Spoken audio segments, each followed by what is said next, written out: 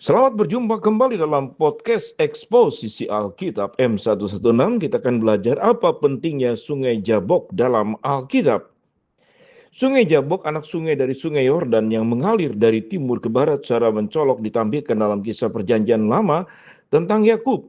Dalam Kejadian 32, Yakub sedang dalam perjalanan untuk bertemu saudaranya Esau, dan pada malam itu Yakub bangun dan membawa kedua istrinya, kedua budaknya perempuan, dan ke-11 anaknya menyeberangi Sungai Yabok bersama-sama dengan mereka. Ayat 22, dalam ayat 22, malam itu suatu yang aneh menakjubkan terjadi.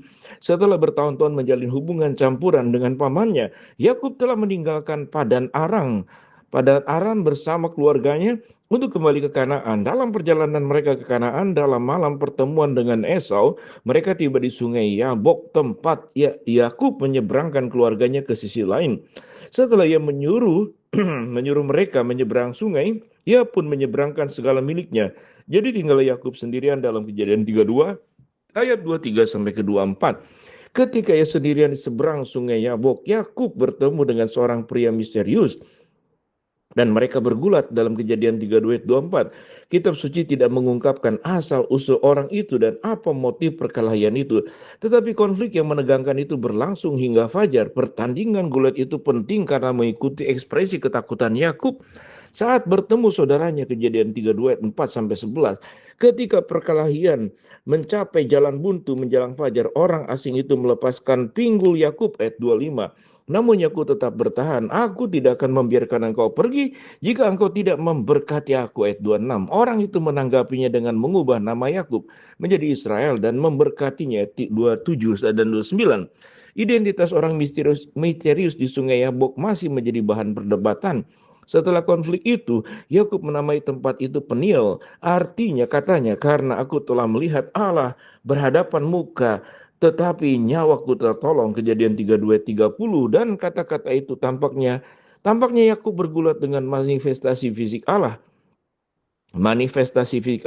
yang dikenal sebagai teofani. Peristiwa di Sungai Yabok membawa perubahan permanen bagi Yakub yang melanjutkan perjalanannya dengan pincang. Pada ayat 31. Alasannya dinyatakan Tuhan untuk mengganti nama Yakub menjadi Israel adalah engkau telah bergumul melawan Allah dan manusia dan engkau menang. Kejadian 32-28.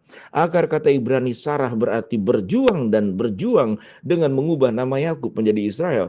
Tuhan mengungkapkan sebuah transisi. Yakub tidak lagi dikenal sebagai penipu yang licik atau pengganti, tetapi sebagai seorang yang berjuang dan menang. Tuhan tidak secara sembarangan memilih orang Israel kepada umatnya. Sekalipun dia terlihat dalam pembentukan mereka sejak awal, berkat dan transformasi yang dialami Yakub di Sungai Yabok berfungsi sebagai penegasan kembali perjanjian yang dibuat Tuhan kepada Abraham dan Ishak. Bagi orang Kristen, ini meningkatkan keyakinan kita pada janji keselamatan akhir yang akan kita terima di dalam Kristus. Pada zaman dahulu, Sungai Yabok merupakan batas antara tanah orang Amori dan orang Amon. Selama penaklukan orang Israel, wilayah Sungai Yabok dimaksudkan sebagai bagian dari tanah perjanjian. Secara khusus, suku Ruben dan Gad mewarisi wilayah dari tengah ngarai Amon di selatan sampai Sungai Yabok di perbatasan orang Amon. Ulangan 3:16. Sungai Yabok ini disebut sebagai Sungai Zarga dan mengalir melalui negara Yordania modern. Shalom, kita sudah mengenal tentang apa itu Sungai Jabok dalam Alkitab.